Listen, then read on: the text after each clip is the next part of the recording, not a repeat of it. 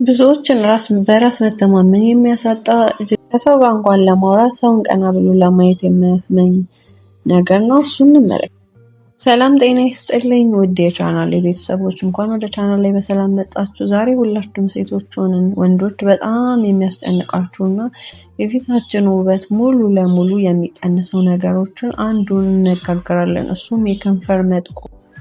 ያማረና ጤናማ ሮዝ ከንፈር እንዲኖረን ሁላችንም እንፈልጋለን። ነገር ግን ከንፈራችን ሲጠቆር ፊታችን የደከመ ይመስላል፣ በራስ መተማመናችን ይጠፋል። ለብዙዎች ይህንን ጥቁረት ለመደበቅ በየቀኑ ከባድ ኬሚካሎችን ያበዛሉ፣ ለፕላስቲክ ሰርጀሪም ይደረጋሉ። ነገር ግን ይህ ለጊዜው ይሸነፋል እንጂ በውስጡ ባሉ ኬሚካሎች ምክንያት ከንፈራችን ይበልጥ እንዲጠቁርና እንዲደርቅ ያደርገዋል። ዛሬ ግን ፈጽሞ የተለየና ተፈጥሯዊ የሆነ ሚስጥሮችን ይዤላችሁ መጥቻለሁ። ዛሬ በዚህ ቪዲዮ ሰፊ የሆነ ውስጡ የከንፈራችንን በትክክል ለምን እንደሚጠቁር ሳይንሳዊ መንስኤዎችን አውቀን በቤታችን ውስጥ በቀላሉ የሚገኙ ነገሮችን ከንፈራችንን እንደ ሮዝ አበባ የሚያቀሉ 3 አስደናቂ ተፈጥሯዊ ደረጃዎችን እናያለን። በዚህ ቪዲዮ ላይክ በማድረግ ጀምሮ ወደ መጀመሪያው ክፍል እናልፋለን ማለት ነው። ወደ መፍትሄው ከመሄዳችን በፊት ከንፈራችን ለምን እንደሚጠቁር በሳይንሳዊ መንገድ ማወቅ አለብን። ከንፈራችን ቆዳ ከፊታችን ቆዳ ይልቅ በጣም ስስ ነው። በከንፈራችን ውስጥ ሜላኒን የተባለ ቀለም ውስጥ ንጥረ ነገር አለ። ከንፈራችን ለምን ይጠቁራል ካልን ዋና ምልክቶችን ለፀሐይ ጨረር።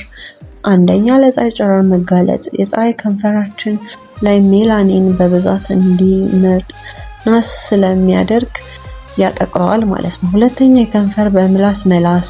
ከንፈራችን ሲጠቁር በምላስ የምንለስ ከሆነ ከንፈራችን በውስጡ ያለውን ኤንዛይም ከንፈር ይበልጥ እንዲደርቅ እና እንዲጠቁር ያደርገዋል ማለት ነው። ሶስተኛ፣ የውሃ እጥበት። በቂ የሆነ ውሃ አለመጠጣት ከንፈርን ያጠቁራል ማለት ነው።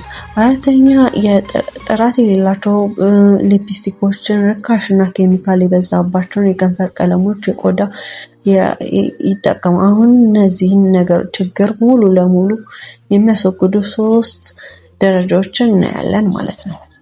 አንደኛ ደረጃ ላይ የሞቱ ቆዳዎችን ማንሳት ወይም ስክራፕ ማድረግ ነው የሚመለከተው ማለት ነው። የመጀመሪያውና እጅግ አስፈላጊ ደረጃ የሞቱ ቆዳዎችን ማንሳት ወይም ኤክስፖሌሽን ነው። በከንፈራችን ላይ የደረቀ እና የሞቱ ቆዳዎችን ከተከማቹ ከንፈራችን ሁልጊዜ የጠቆረ ብሎ የሚታየው። ይህንን ለማንሳት በቤት ውስጥ ስክራፕ እናዘጋጃለን። አዘገጃጀቱም 1 የሻይ ማንኪያ ስኳር፣ ቡናማ ስኳር ቢሆን ይመረጣል። ከ1 የሻይ ማንኪያ ንጹህ ማር ጋራ በደንብ አዋህደን ስኳሩ የሞቱትን የቆዳ ሴሎች፣ የማሩ ደግሞ የቆዳን እንዳይቆስል ጥልቅ እርጥበት ይሰጠዋል። ይህ ውህድ ከንፈራችን ላይ በመቀባት በጣታችን ለ3 ደቂቃ በቀስታ አሽት እናደርጋለን። ከዛ ለብ ባለ ውሃ ታጠቡ። ይህንን በሳምንት 2 ወይም 3 ቀን ብቻ አድርጉት። ደረጃ 2 የምንመለከተው ተፈጥሯዊ ማቅለያ ወይም የቀይ ስርን ታምር እንመለከታለን። ሁለተኛው ከንፈር ማቅለያ ውህድ። የሌላው ደረጃ የቀይ ስር ወይም ደግሞ የማከሚያ ነው።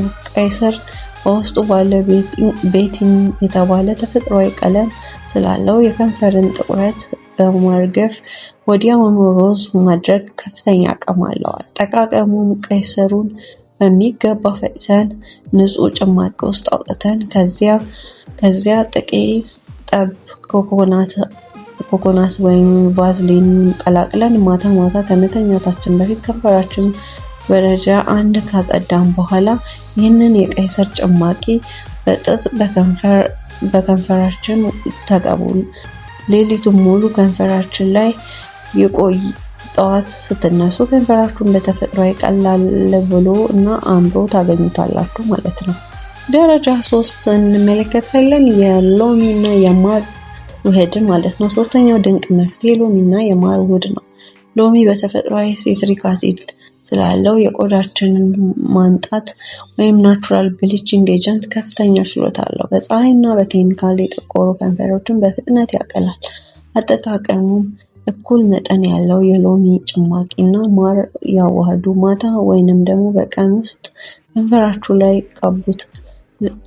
ከ10 እስከ 15 ደቂቃ ቆዩ። ከዚያም ቀዝቃዛ ውሃ ታጠቡ። ሎሚው ጥቁረትን ያነጣል። ማሩ ደግሞ ከንፈራችን እንዳይደርቅ ይከላከላል። ይህንን በየቀኑ ማድረግ ትችላላችሁ። በመጨረሻም ማጠቃለያና የዕለቱ ምክሮች እናልፋለን። ውድ ቻናል ላይ ቤተሰቦች እነዚህ 3 ደረጃዎች በአግባቡ ከተጠቀማችሁ በሳምንት ውስጥ ከንፈራችሁ ወደ ቀድሞ ተፈጥሯዊ ሮዝ ቀለም ይመለሳል። ነገር ግን ለዘላቂ ለውጥ በቂ ውሃ መጠጣትን አትርሱ። ከንፈራችሁ ሲደርቅ በምላስ አትላሱ። በምትኩ ቫዝሊን ወይንም ደግሞ ሊፕ ባለውም ተጠቀሙ። ቪዲዮ ጠቃሚ ሆኖ ካገኛችሁስ ላይክ አድርጉ እና ሼር በማድረጋችሁን አትርሱ። ለቻናላችን አዲስ ከሆናችሁ ሰብስክራይብ በማድረግ የደውል ምልክቷን ይጫኑ። የሚቀጥለው ምርጥና የውበት መረጃ እስክንገናኝ ውብና ማራኪ ጊዜ እመኝላችኋለሁ። ሰላማችሁ ይብዛ። መልካም ጊዜ